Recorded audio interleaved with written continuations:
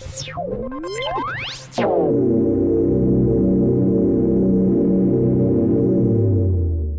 is your weekly report on corruption in the Philippine government.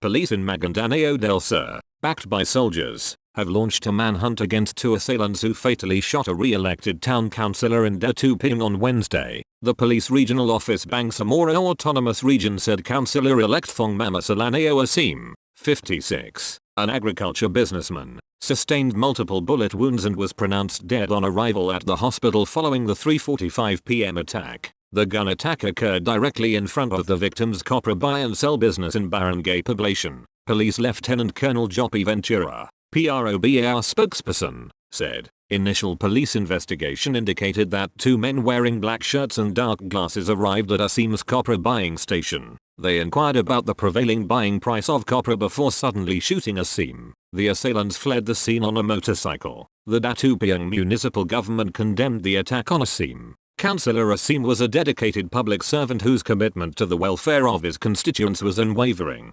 Datuping Mayor Victor Samamas said, Asim was Samama's party mate in the United Bangsamoro Justice Party, the political party of the Moro Islamic Liberation Front. In the 12th of May midterm elections, he was re-elected to his third and final term as municipal councillor. The BJP Maguindanao del Sur chapter also denounced the killing in a statement, characterizing it as an attack not only on an individual but on the values of democracy, public service, and peace that we all strive to uphold. The Sandigan Bayan has affirmed the conviction of a former teller of the Philippine Postal Corporation for malversation of public funds amounting to 614,742 pesos from the 20th of June 13 to the 20th of January 17. Affirmed was the decision of the Rizal Regional Trial Court which convicted Maria Amparo E. Salvador, former Bayat Center teller of PhilPost. However, instead of the prison term ranging from 5 to 8 years imposed by the RTC, the Sandigan Bayan modified the imprisonment to 2 years, 4 months and 1 day to 8 years and 1 day. The anti-graft court also affirmed Salvador's payment of fine of 614,742 pesos and the restitution to PhilPost of the same amount. In appealing the RTC's decision, Salvador told the Sandigan Bayan that the prosecution failed to establish that she had custody or control over the missing funds and that she was accountable for them. Finding her appeal unmeritorious, the anti-graft court said it remains unrebutted that she failed to produce upon demand the missing funds or satisfactorily explain how the shortage occurred. After a thorough and judicious review of the records, this court finds that the lower court did not commit reversible error in taking cognizance of the instant case inasmuch as it has jurisdiction over the case, and that the lower court did not commit reversible error in convicting accused appellant Salvador of malversation of public funds. The Sandigan Bayan said, perforce, this court denies the appeal for lack of merit and thereby affirms the assailed decision of the lower court, with modifications only as to the penalty imposed upon accused appellant Salvador. It ruled. The 50-page decision was written by Associate Justice Georgina D. Hidalgo with the concurrence of Associate Justices Maria Teresa Dolores C. Gomez Astosta and Zaldi V. Trespizes.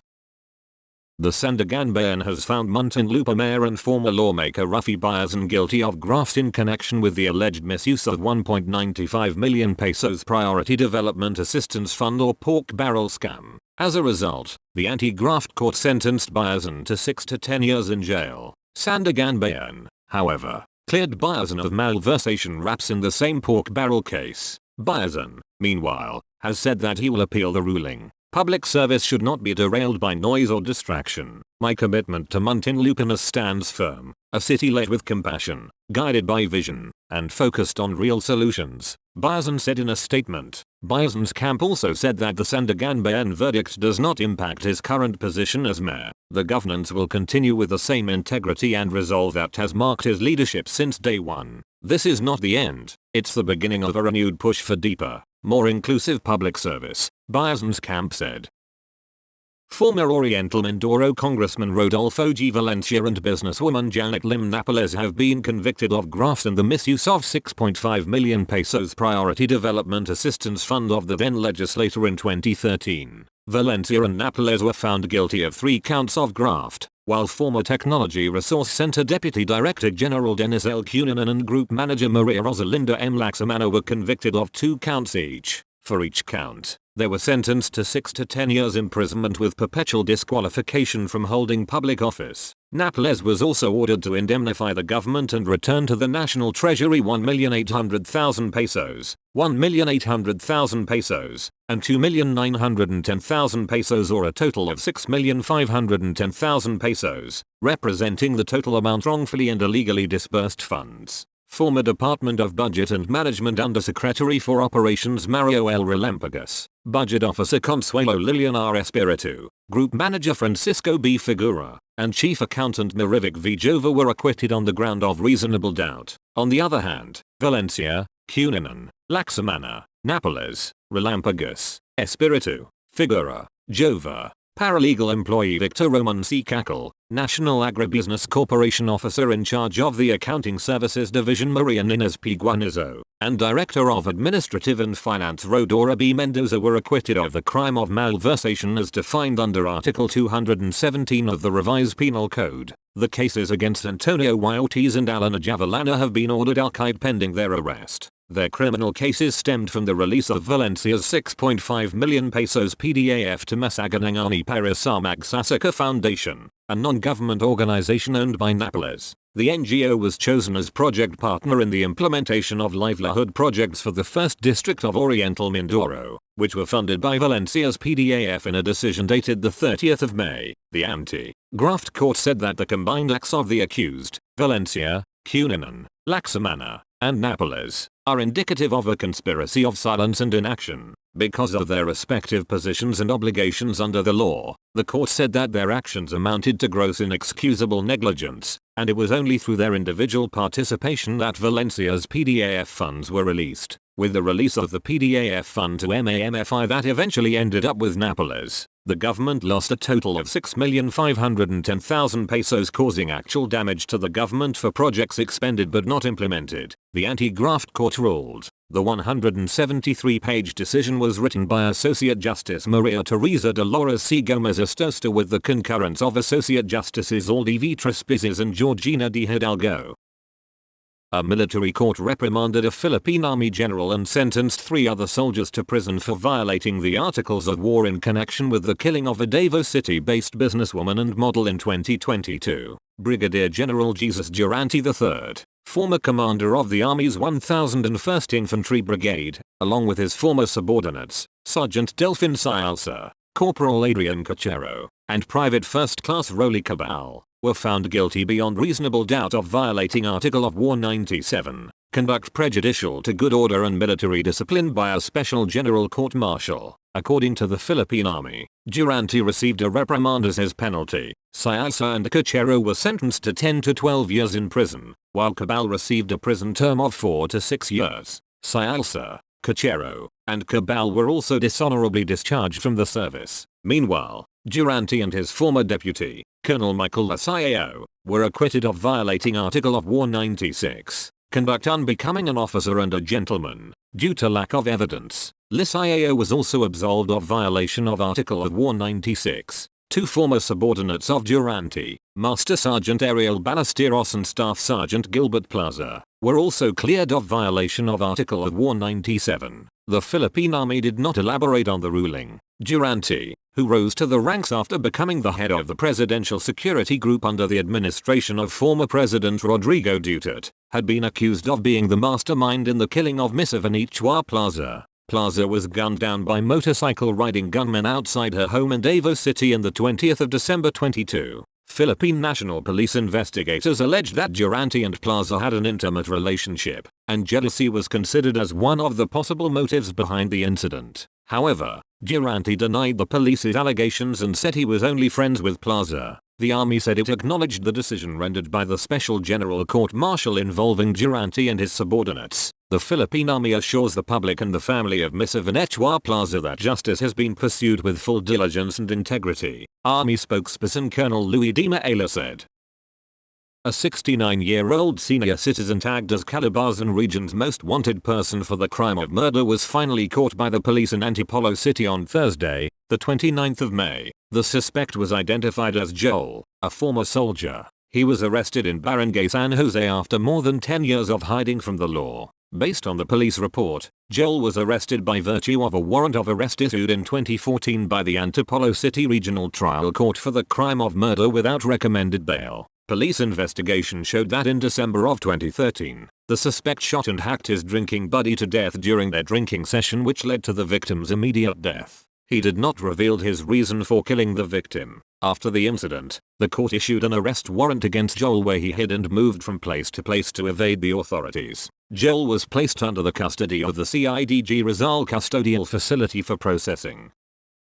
The Bureau of Jail Management and Penology has initiated additional administrative charges against a jail officer who not only tested positive for drug use but also suspected to have ties to the illegal drugs trade here in province of Iloilo. Jail Senior Inspector Junavan Rayumadhe said the unnamed jail officer from Capiz Province is facing an additional administrative charge of grave misconduct. This is on top of the serious administrative case for conduct unbecoming of a jail officer, said Umadhe, chief of the legal service section. The jail officer assigned to Dumangas Town tested positive for illegal drug use last April. The drug test was ordered by BJMP6 after a major drug suspect identified the unnamed jail officer to be the supplier of the 2.3 million pesos worth of suspected shabu confiscated in Iloilo City. "We will not condone nor conceal any wrongdoing of our personnel," said Jail Chief Superintendent Simeon Delojo Jr. "Instead, we will show to them and the public that the full brunt of the law will be imposed against these erring personnel, if the pieces of evidence warrant," added Delojo.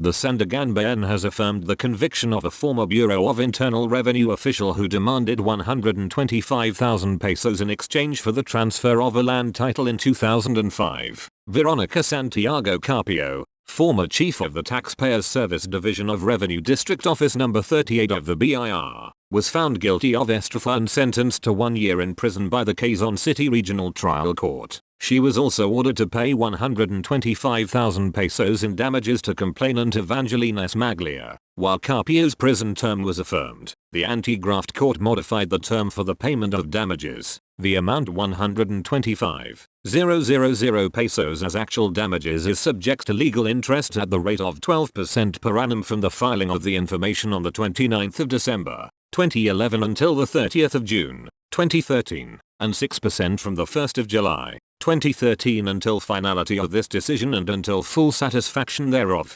Prosecutors said that Carpio made it appear that she has connections with the Registry of Deeds of Quezon City, and tried to convince the late Ophelia Salas and complainant Maglia that she is capable of facilitating the transfer of ownership of a Quezon City property and issuance of a new transfer certificate of title in the name of Maglia in exchange for 125,000 pesos. However, the transfer of title never materialized and the money was never returned to Maglia. Carpio appealed the RTC decision as she told the anti-graft court that the 125,000 pesos subject of the case was used for the transfer of title to Maglia. She also said the amount was insufficient to cover the taxes for registering the land sale and transferring the title to Maglia's name. While Carpio denied involvement in the transaction, the anti-graft court noted that the BIR official could not explain why her signature appeared on the acknowledgement receipt for the money. Denial is an intrinsically weak defense that must be buttressed with strong evidence of non-culpability to merit credibility, the anti-graft court said. Unless supported by clear and convincing evidence, denial cannot prevail over the positive declaration of a victim who, like in this case, in a natural and straightforward manner, convincingly testified on the circumstances surrounding the fraudulent representation made by appellant. It said, the accused appellant's weak denial, coupled with inconsistent and incredulous statements, could not prevail over Maglia's positive testimony. Thus, the accused appellant's conviction must be upheld, it ruled. The 22-page decision was written by Associate Justice J. Ernest Louis R. Miguel with the concurrence of 4th Division Chairperson and Associate Justice Michael Frederick L. Musangi and Associate Justice Lauriful L. Pahimna. The former mayor of Lagayan, Abra, was shot dead in his home in Bangu Town on Tuesday morning, according to a report from the Police Regional Office of Cordillera. The victim was former Lagayan Mayor Jendrix Sears Luna. He was sitting in a shed in front of his home in Barangay Dangdangla when the incident occurred at around 8:22 am on the 3rd of June, the PRO Cordillera said. The suspects on board 2 motorcycles arrived and shot the victim multiple times, then escaped towards an unknown direction, the police report detailed. The victim sustained multiple gunshot wounds on the different parts of his body and was brought by his relatives to Sears Memorial Hospital for medical treatment, but was declared dead on arrival, it added. According to the PRO Cordillera, there are 4 male suspects but they have yet to be identified. Police are finding out the possible motive for the shooting. Authorities launched a dragnet operation to catch the assailants. A casual employee of the Provincial Disaster Risk Reduction Management Office in Surigao del Norte, along with 2 other individuals, was arrested during a buy-bust operation in Barangay Taft, Surigao City on Tuesday. In a report on Wednesday, the Philippine Drug Enforcement Agency in Caraga region stated a total of 115 grams of shabu with an estimated street value of 782,000 pesos was seized from the suspects during the operation. The buy-bust was successfully conducted thanks to valuable information shared by a concerned citizen, which directly led to the arrest of the suspects, the agency said. PDEA 13 withheld the names of the suspects but confirmed that they are now in their custody and are being processed for the formal filing of appropriate criminal charges. The operation initially targeted the sale of 50 grams of suspected shabu. Subsequent searches recovered 7 more sachets containing approximately 35 grams, and an additional sachet with around 30 grams of suspected shabu. The report indicated the suspects will be facing charges for violation of Republic Act 9165, also known as the Comprehensive Dangerous Drugs Act of 2002. That's all for this week. I'll see you next Friday with more stories of corruption and foolishness within the Philippine government.